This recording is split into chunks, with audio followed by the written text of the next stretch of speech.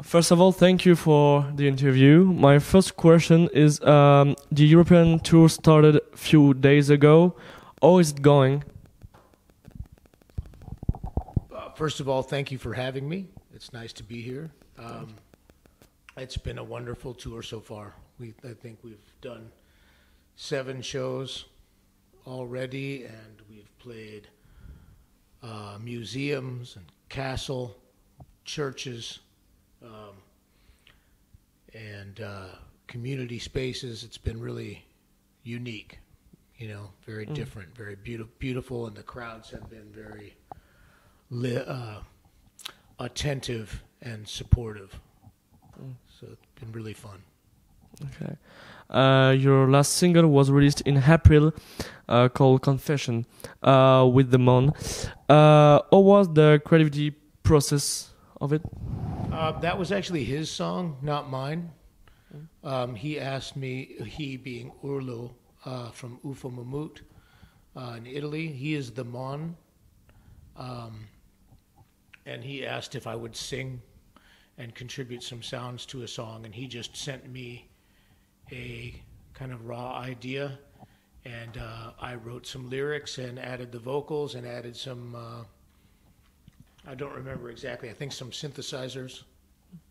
And so it was just a creative back and forth. He sent me some things, I reacted to it, I sent it back to him, and he mixed it, and that was that. Are you currently working on a new album, EP, single? I have most of a new solo record written already. I don't know exactly when I will start recording it, but I plan to start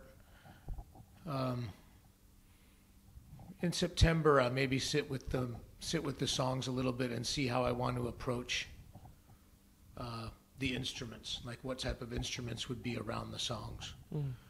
Kind of taking what I learned from the last record with having no guitars, only piano and synthesizer, but also bringing back some guitars and also maybe some new approaches. I also have my Harvest Man project. I have 3 LPs that are close to completion that'll be released over a span of time, like over maybe a year. Every 4 months or so, it would be an LP, like a triptych, three belonging together. Okay. You said that you play in castles and other special places. Are you going to record a video live? I don't have plans to, because I've already kind of done the last record.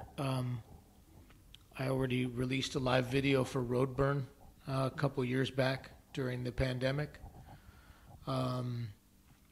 So it seems like it would be very similar, if I did the same music exactly. But I don't know, maybe I will record some of it and just see what happens. But I live records are not my favorite. Unless it's Thin Lizzy, Live and Dangerous, then it is my favorite live record. What is your influence for your solo project? Different types of arts, like paintings, movies. I think everything that enters your eyes and your ears and your heart is going to influence your music. If you're a creative person, it will. Everything you experience in life, I think that most of my art comes from letting go of outside influences and just being open to what happens and letting the world flow through instead of, whenever it starts here, it's usually shit.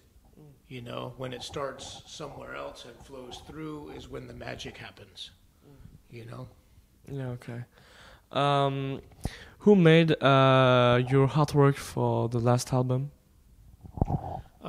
The graphic designer that laid out the record was Orion. is an old friend and has done a lot of work for a lot of bands. But the photograph I took in Iceland on my iPhone. Yeah.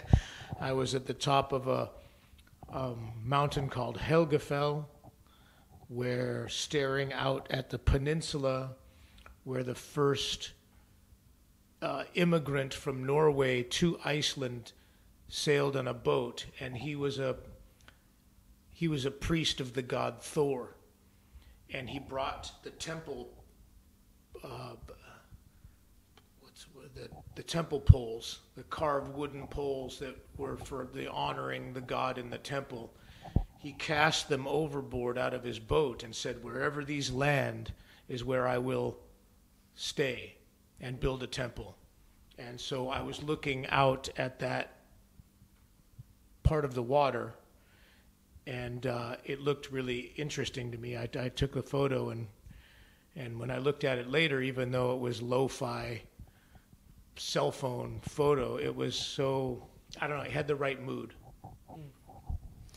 Do you make a personal difference between your live performance and studio performance?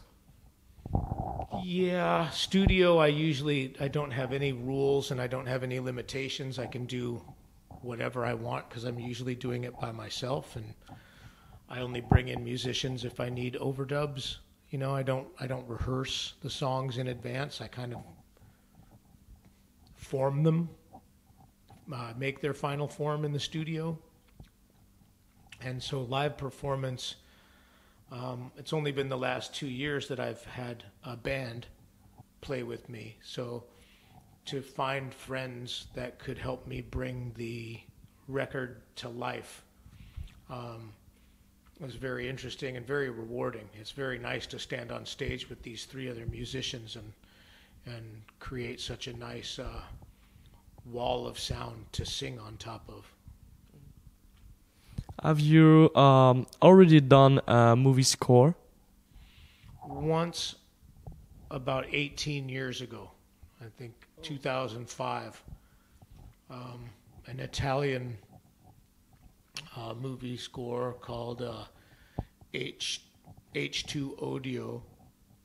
It was some sort of like psychological thriller thing, and he liked the Harvest Man album, my first one.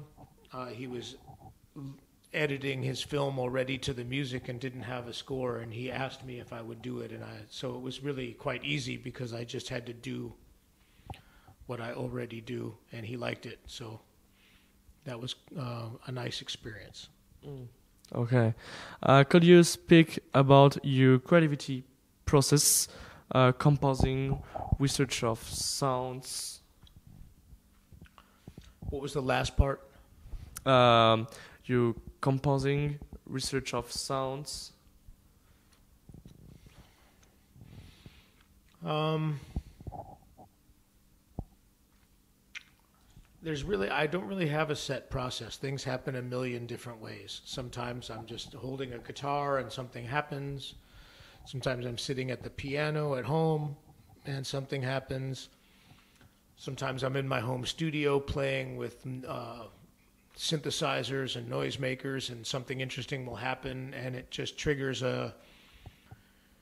something interesting, and I just follow it until it reveals itself and lets me know what it is. And then I have to decide, is it a instrumental Harvest Man project, or is it a solo thing I should sing on top of? It's not always clear. Does your work have a main and a common theme? I think there are several. Ever since I was young, there's always been a melancholy, a longing, sort of a deep longing for some sort of connection to something that humanity has lost. We've lost it in our own minds. We've lost it in with relationships with each other. We've lost it with our primarily, and I think it goes back to we've lost our connection to the earth and to nature, and that our lifestyles are no longer connected to the sun and the moon and the tides of the ocean and the seasons and how they change. And the farther and farther we get away from that connection, and the more we don't know who we are or what we're doing here, and we become sick. And so I think a lot of my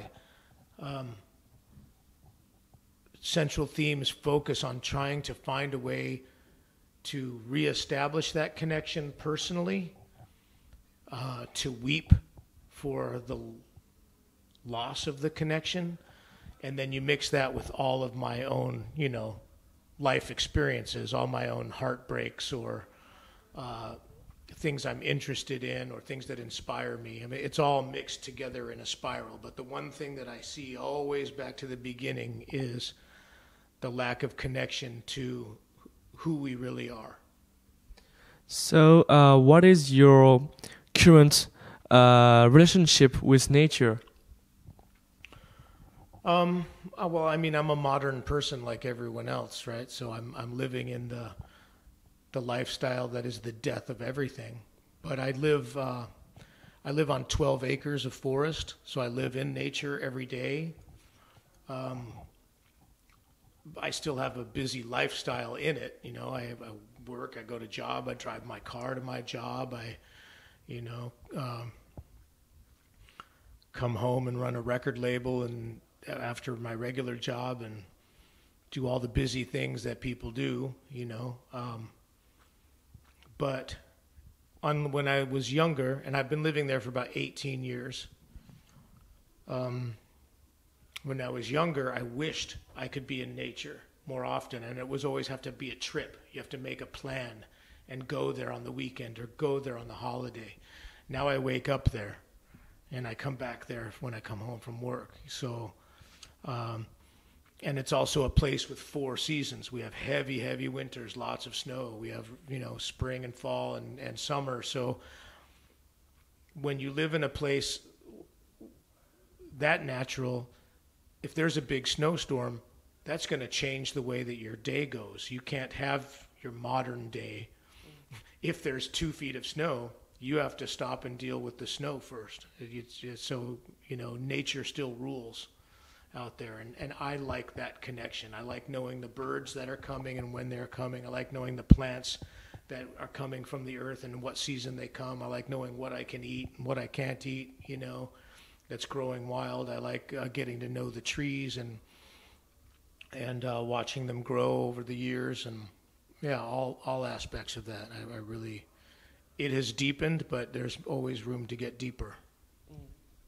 You have participated for a book of lyrics and poetry. Can you speak about that? I've written poetry my entire adult life. But I never thought to publish it. I never thought to put it in public. So when I had written the music for No Wilderness Deep Enough, I thought it was an ambient instrumental record.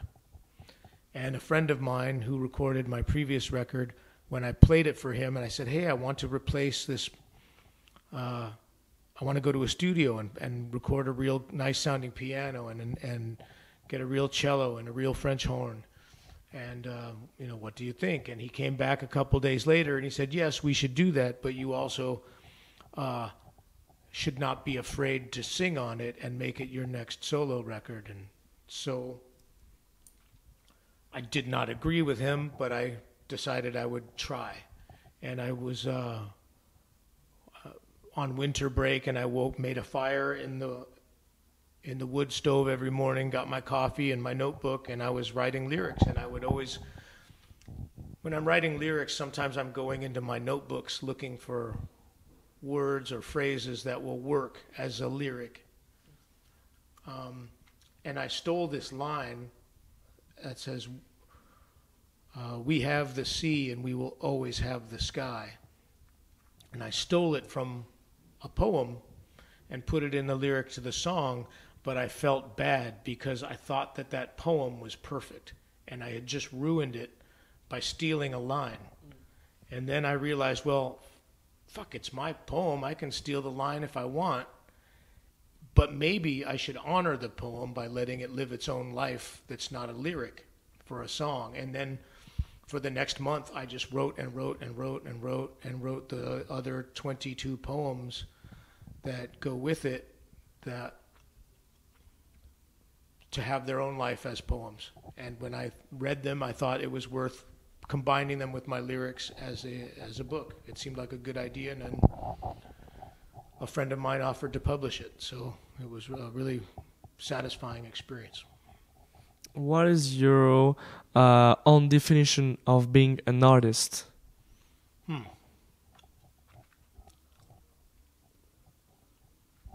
I think just being open up to the creative energies of the universe. You know, I mean, there's a million different ways to be an artist. You can be an artist as a baker. You can be an artist as a chef. You can be an artist as a musician or a poet or an author or a filmmaker or a gardener.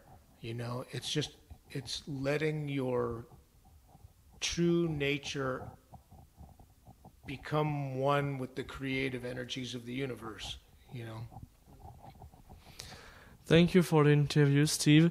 Can you tell your last words for listeners?